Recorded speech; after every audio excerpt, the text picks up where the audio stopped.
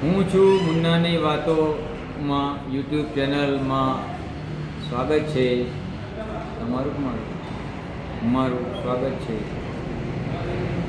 હું જે આ ફેસબુક પર ઇન્સ્ટા પર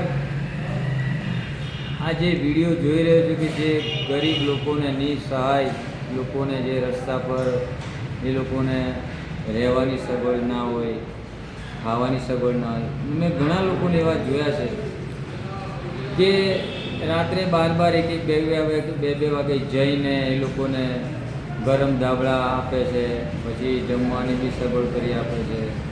તો આ બધા વિડીયો જોઉં છું તો મને આમ અંતરાત્માથી એવું થાય છે કે ખરેખર આપણે બી આ લોકોને જોડે સહમત થવું જોઈએ અને એ લોકોને મદદરૂપ થવી જોઈએ.